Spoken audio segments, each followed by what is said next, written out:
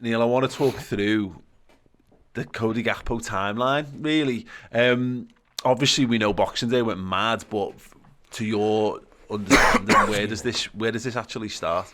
Yeah, I think this is something that's happened quite quickly. I think that is the case. I mean, I think you're looking at, we've all been sort of signposting Liverpool for January, haven't we? And I think we spoke last week, you and I, about the Diaz situation last year. There's a lot of similarities with it, but there's obviously big differences in the sense of one was at the end of the month and one's at the start of the month. And we probably expected Diaz to be this done, or the Diaz signing to be done this way. So I think basically what's happened in Dubai with Luis Diaz's injury setback, I think obviously Jota already been in there, and then maybe I wouldn't say that the Firmino injury has had any real major impact, but if you needed a reminder of how fragile the tightrope was, maybe that does give you the pride of saying, yeah, let's just push the button on this, because I think we spoke on last week's show about how important it was to keep the three forwards fit,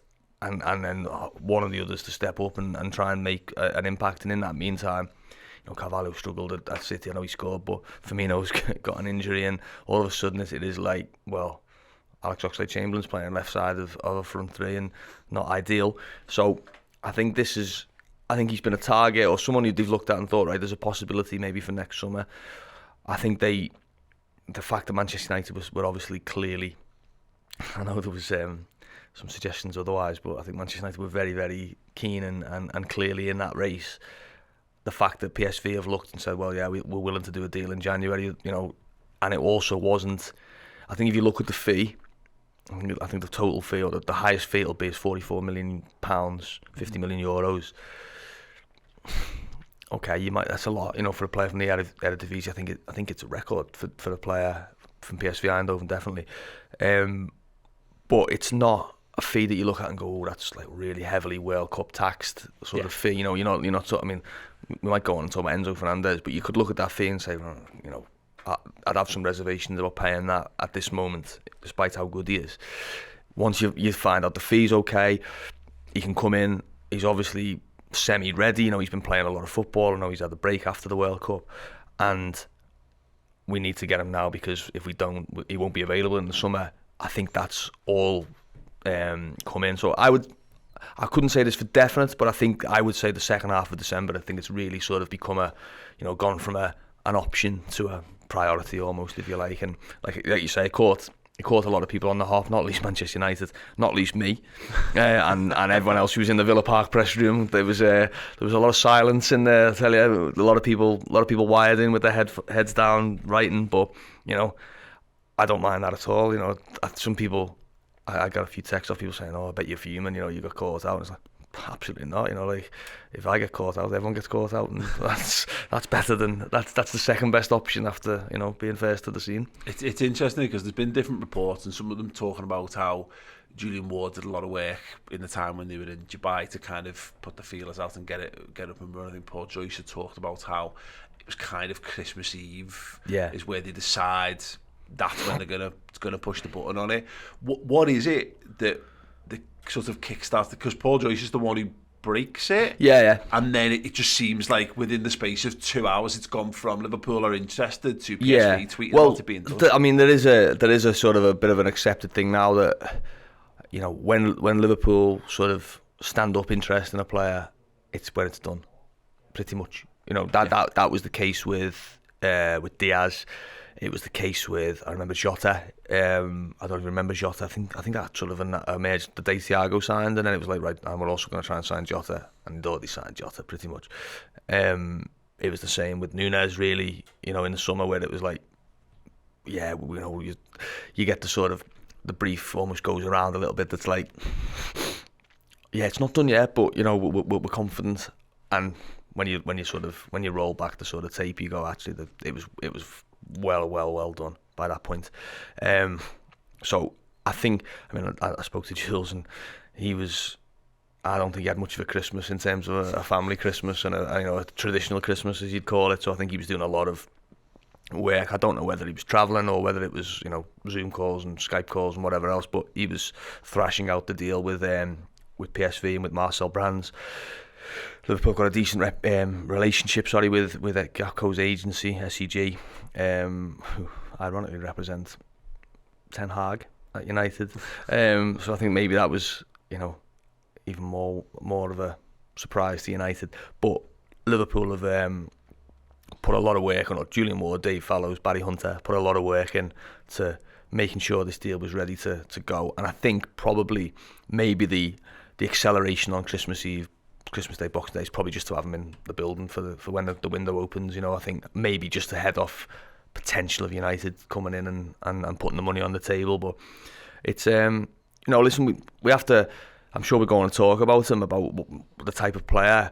I've spoken about him on this show, and I have reservations about him, or I've had reservations about just how good he is. Mm-hmm. It's tough because Holland weren't a team that you looked at in the. I think it was hard to look good in that Holland team. They were a decent side. They were a very functional side, but I thought it was hard to really stand out. There was not many of those players that really sort of you looked at and went, wow, you think of sort of. Obviously Mbappe, but even there were other players like Gonçalo Ramos or at Portugal, or obviously Julian Alvarez. They really sort of shone in a good side. Gakpo was sort of a little bit. He made a fair bit of what little he got in the game, and I had doubts about it. But I think the best thing you can say is if you look at Liverpool's record when they take the plunge on a player. We mentioned a few there already. Diaz, Jota, Núñez. I think we'll come into that category. Salah, Mane, Van Dijk, Fabinho. They tend to get it right. Absolutely, and it's the profile I find is quite interesting in him. It's the height. Yeah. And that was the real underlying concern that wasn't really being talked about, because I think there's a lot of people, when people are clamouring for Enzo Fernandez, who of course we'll discuss a little bit later on, if you throw him into a midfield, all of a sudden it's got a Tim and Thiago, and it's having a similar issue with Harvey Elliott as well, aren't they? And then if Joe Gomez is at centre half, and if it's let's say it's Diogo Jota in the attack or whatever, you've significantly cut down on the size of your side. Yeah. They've added another 6-footer in there, another powerful lad, another pacey lad as well. It feels like in terms of rebooting stuff, they've gone for loads more aggression, and they're finally now starting to get high. Because again, even just to Bellingham's another potential 6-footer in the midfield. Yeah, it's a good point. I mean, I think I saw Paul Tompkins done a sort of chart where he was charting height, and I think it was age and height, wasn't it? Average age and average height of the squad, and Liverpool was sort of below. I think they were below optimum in both at this moment, and obviously that changes. It's also a player that. I know we could talk about Eredivisie and Dutch league and transferring that into them, and actually I think there's probably about as many as on either side of that debate. As many who have been able to do it and as many who haven't. We just maybe remember the ones who haven't a bit more. It's another player who's got goals and assists on their CV. It's not just potential to score goals and assists. They do it. He does it better than anyone at the moment. In terms of the top 10 leagues, he's got the best record in that sense. So he's got a lot of on the face attributes to take. He plays in different positions across it. I saw him in the World Cup. I saw him play as a sort of a right-sided forward in the first game. He was quiet, still scored. Saw him play as a number 9 or just off a number 9. Seen him play as a sort of almost a 10 behind the front 2 off the left against Argentina. So he clearly got a lot of those positions in his locker. I think you're looking at him being a left or centre with Núñez sort of in the short term. He's 23. He's someone who's the stars in the ascendancy. He's his reputation is growing, or has grown over the last 2 months, certainly over the last 6 months, 12. So he's someone who's still got the hunger of not yet having proven it in the top league or in the Champions League.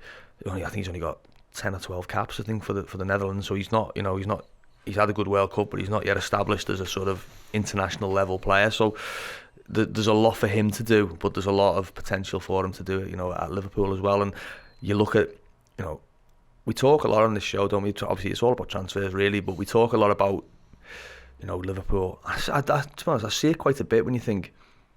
I see a lot of people say things like, "Oh, the owners haven't invested since Liverpool won the league or since he won the Champions League," and you often get that team photo that shows sort of, you know, the team that beat Tottenham. I say, "Oh, look at that! 9 of that started here," or you know, and it's true. But then if you look at the last sort of 2.5 years, you got Jota, Diaz, Nunes, Carvalho, and now Gakpo. You know, that's 5 forwards brought in. I think all of them were 25 and under. Mm-hmm. Some of them younger even. You know, is a significant refresh of the attacking areas and a lowering or a bringing down of the age of the squad as well. And you know, we don't know what that means for Firmino, but that might continue in the summer when obviously if and when Firmino leaves. You've only really got then Salah who's in that age of, you know, past their peak, if you want to call it that, and I would question that anyway.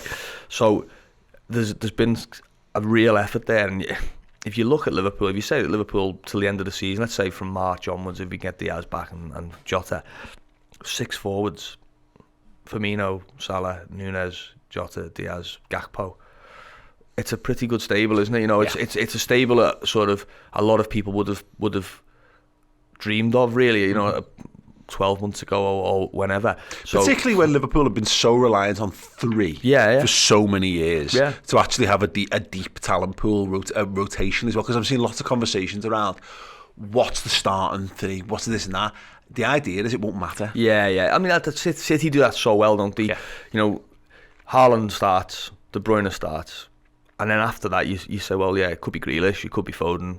If not, then we'll bring Bernardo Silva on and bring on, you know, Riyad Mahrez, and obviously they might have a couple of younger players. Alvarez is there, obviously, isn't he? So, you know, I think Liverpool. I always remember Liverpool playing Chelsea, and in the game when they got the Premier League trophy, 5-3, I think it was, wasn't it, at Anfield? And I just remember that Chelsea made 3 subs, and he took off their entire front 3. And I think it was Giroud. The 6 players, I don't know who was on who, but it was Giroud, Abraham, Ziyech, Pulisic, maybe Mason Mount and Hudson-Odoi. Maybe I think that was the 6. And I remember thinking, you know, they've got some options. I don't ever remember a time when Liverpool could have done that. You know, they probably wouldn't with Salah, but where Liverpool could go, do you know what? It's not working today for Firmino and Mane, so we're just going to take them both off and we're going to bring on these 2. It would never work. Now you could look and say, fingers crossed, you get most of them fit together, and that's by no means a guarantee. But imagine you had, you know, listen, Diaz is having a bit of a nightmare against his fullback, and Nunes, it's not working for him. Just get Firmino on and Gakpo. You know, that sort of is all. It's a double change where you go, wow, that's not weakening your team at all, really, is it? You know, that's both fresh legs and potentially top class as well. Liverpool have gone from this time last year. You know, since this time last year, Mane, Origi and Minamino have all been moved on, and Diaz, Nunes, and now Gakpo have come in replacement, and Carvalho as well, and Carvalho in addition to that. So it feels, and Ben Doak, and of course the one we all really care about. I was saying to friends, I was obviously in the press box of Villa, and Ben Doak come on, and there's a guy behind the press box, just the row behind, just a fan, and he shouted, "Put him in the stand, Lucas. He's only the work experience kid." And I sort of looked at James Pearce, give him a look, man. It's a bold move. He's gone early, you know. And the first thing he does, obviously, was he did not put him in the stand, did he? You know, he nearly put himself in the stand, but he got sent for the Echo, didn't he? And great to see a young lad like that, and Stefan Bajcetic, of course. But you know, that's another sort of thing, isn't it? You know, takes a little bit more pressure off him. You know, you can dip him in and out of games rather than you've got that clamour of like, is it time for Ben Doak to play again? You know, like, you know, just because we're struggling so much, you take the pressure off someone like that and let them develop at their own pace. Yeah. When do you think it's likely we'll see him actually play? It's tough because Diaz got thrown straight in, didn't he? If you remember, like Cardiff, wasn't it? He just sort of, Liverpool were like, no, I don't think he's going to be available for Sunday, and then they were like, oh, he is, and we'll give him 20 minutes. And I think it was him and Harvey Elliott came on together. I don't think Brentford doesn't feel right till he play at Brentford. Obviously, he's just back from the World Cup, so he's had a break after that. So when was the World Cup? When did Holland go out of the World Cup? So that's 3-4 weeks, isn't it? 3 weeks probably. You'd look at that Wolves Cup game and think, I think that would be that would be an ideal sort of, whether from the start or on the bench. I think that would be the ideal time to get him in there. Weeks training probably, get him up to speed. I don't think he should be sort of too far away. It's not like you're signing someone who hasn't played for. It's not Arthur Mello that you're signing. And you're going, right, he needs some games for the under-21s or whatever. He's up to match speed. So I'd be looking at that Wolves game and thinking, let's see him in the squad and bring him on maybe to a great Anfield ovation, that kind of thing. And Dutch international in the third round of the FA Cup. It's worked before, hasn't it? Absolutely. Just moving things forward slightly, I guess. Obviously, when FSG, when the sale talk came out, I think it was Tom Werner put a statement out, and they were talking about how effectively it wouldn't undermine the running of the club, and the goals were still aligned, and all this kind of stuff. And Jürgen's been very relaxed about the whole thing. Do you think this kind of furthers that assertion? Yeah. Well, I asked Jürgen, was it before the City game? I think I said about Julian Ward. I said, did it catch you by surprise, and what impact does it have on you to do? Because we have talked about it, I think, on this show, where maybe we're too simplistic, and maybe the football world doesn't work like that. But if someone was telling me, listen, this is the best club in the world, you have to join Liverpool. Don't go to Real Madrid. You need to come to Liverpool. I think my hand would go up and say, well, why are you walking away then? If it's the best club in the world, that has to be a factor. And if he's such an influential figure, if he's a very persuasive figure, or a really sort of, a great person to converse with, and he's not going to be there, I think it would play on your mind. I think if you were a particularly thoughtful player, you're thinking, what's that going to look like in 12 months' time? Maybe the money changes everything and stuff like that. But I asked Jürgen, I said, does it change anything? And he said it has no impact. That was his response. No impact. Now, it sort of went away. I thought, okay, that's, at least you give a solid answer. But they've given a solid answer with this, hasn't it? Really, I mean, this is a very Liverpool. We've all maybe wondered, are they going to go down a different sort of route with, targeting different types of players, or maybe, not targeting players and reining things in. But this is, when Liverpool said business as usual, I think a lot of people rolled their eyes and said, well, it's obviously not business as usual, but this is quite business as usual in terms of the type of deal and the way it's been done. So, yeah, I think it's quite reassuring, that it, while there's uncertainty around the club and there's key departures and roles to be filled, there's still, they're still capable of getting a deal done quickly, a big deal done, a decision made quickly, money spent. There's a lot of things that could, I think, calm a few nerves in this deal. Hi everybody, thanks for watching the show. Hope you enjoyed it. If you did, make sure you give it a like on the way out. Did you know you could get some hoodies, t-shirts and any accessories from redmenmerch.com? So head on over there now and grab yourself something.